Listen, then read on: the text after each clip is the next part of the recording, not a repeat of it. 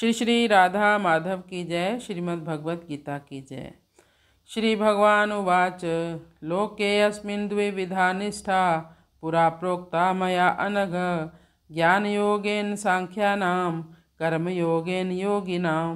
लोके अस्मिन् द्विविधा निष्ठा पुरा प्रोक्ता मया अनघ ज्ञानयोगेन सांख्यानां कर्मयोगेन योगिनां।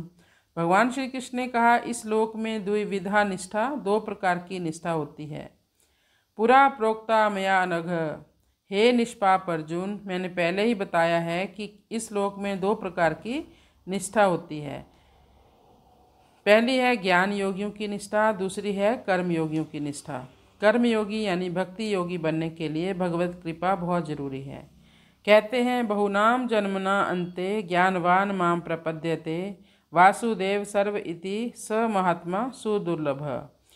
सीधे सीधे भगवान की शरण ग्रहण करने वाला व्यक्ति अति दुर्लभ है। पहले वो विश्लेषण करता है, प्रकृति के बारे में सोचता है और इतनी जल्दी वो भगवान की शरण में नहीं आता जो संसारी व्यक्ति होता है। इसलिए हमें सबसे पहले भगवान की शरण ही लेनी चाहिए। कर्म योग और ज्ञान योग, ये दोनों ही निष्ठाएं लोक में होने के कारण लौकिक हैं। कर्म योग में संसार की प्रधानता है और ज्ञान योग में अक्षर यानी जीवात्मा की प्रधानता है। जीव और जगत को मुख्यता देने से ही ये दो निष्ठाएं होती हैं। अगर जीव और जगत को मुख्यता ना देकर, इनको प्रधानता ना देकर केवल परमात्मा को ही प्रधानता दी जाए तो ये दो निष्ठाएं नहीं होंगी। केवल अलौकिक भगवत निष्ठा यानी भक्ति होगी। लौकिक निष्ठा कर्म योग ज्ञान योग में साधक का अपना उद्योग मुख्य होता है, वह साधन में अपना पुरुषार्थ मानता है। परंतु जब साधक भगवान का आश्रय रखकर साधन करता है, अपना उद्योग मुख्य नहीं मानता, तब उसकी निष्ठा अलौकिक होती है। कारण कि भगवान का संबंध होने से सब अलौकिक हो जाता है। जब तक भगवान का संबंध नहीं होता तब तक सब लौकिक ही दिखता है। किसी को बुरा ना समझें, किसी का बुरा ना चाहें और किसी का बुरा ना करें तो कर्मयोग आरंभ हो जाता है। मेरा कुछ नहीं है, मेरे को कुछ नहीं चाहिए और मेरे को अपने लिए कुछ नहीं करना है। इस सत्य को स्वीकार कर ले तो ज्ञान योग शुरू हो जाएगा, यानी भक्ति योग शुरू हो जाएगा।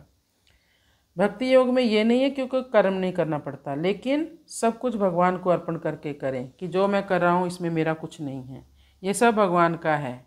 जो इसका फल मिलेगा, जो भी होगा, सब भगवान जाने।